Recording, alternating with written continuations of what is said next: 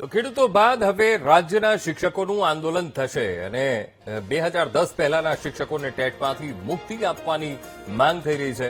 શિક્ષક સંઘ આવતીકાલથી 20 જૂન સુધી તમામ જિલ્લાઓમાં ધરણા કરશે.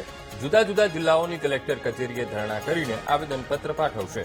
તો શિક્ષક સંઘ અને શૈક્ષિક સંઘ બંને પોતપોતાની રીતે આંદોલનાત્મક કાર્યક્રમો યોજશે. તમામ શિક્ષકો માટે ટેટ પરીક્ષા ફરજિયાત પાસ કરવાનો સુપ્રીમ કોર્ટનો નિર્ણય છે.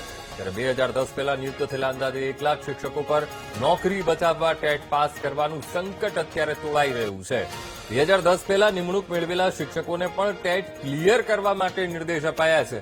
તો અનુભવી શિક્ષકોએ ટેટ ના આપવી પડે તે માટે આંદોલન કરશે. 2010 પહેલા ટેટ ન હોવાથી ભરતી નિયમો મુજબ નિયુક્તિ થયાનો દાવો પણ કરાયો. સિનિયર પ્રાથમિક શિક્ષકો આંદોલનના માર્ગે અત્યારે પડ્યા છે. ખેડૂતોનું આંદોલન અને હવે ત્યારબાદ શિક્ષકો પણ આંદોલનના માર્ગે. તમામ જિલ્લાઓમાં શિક્ષકો આવતીકાલે ધરણા કરવાના છે. તો મહત્વપૂર્ણ અહીંયા બાબત એ છે કે જિલ્લા કલેક્ટરને આવેદન આપીને રજૂઆત પણ કરવાના છે. તો ખેડૂતો બાદ હવે રાજ્યના શિક્ષકોનું આંદોલન શરૂ થવા જઈ રહ્યું છે.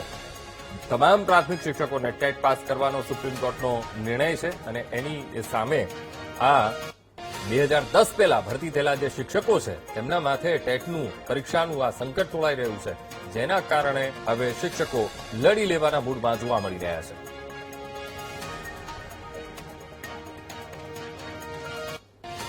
સુપ્રીમ કોર્ટનો જે નિર્ણય આવ્યો ત્યારબાદ અખિલ ભારતીય પ્રાથમિક શિક્ષક સંઘ દ્વારા એક મીટિંગ કરવામાં આવી અને એમાં ગુજરાત રાજ્ય પ્રાથમિક શિક્ષક સંઘના પ્રતિનિધિઓ ત્યાં હાજર રહ્યા અને એ મિટિંગની અંદર નક્કી કરવામાં આવ્યું છે કે આખા દેશભરની અંદર તમામ રાજ્યોની અંદર 2010 પહેલાના જે શિક્ષકોને ટેટ પરીક્ષા પાસ કરવાનો નિર્દેશ આપ્યો છે એની માટે થઈ અને ધરણા અને આંદોલન કરવાના. ગુજરાત રાજ્ય પ્રાથમિક શિક્ષક સંઘે 33 જિલ્લાની અંદર 17 થી 20 તારીખ સુધીમાં કલેક્ટર કચેરી ખાતે ધરણા કરી અને આના વિરોધ અને ધરણા કાર્યક્રમ આપવામાં આવ્યો છે.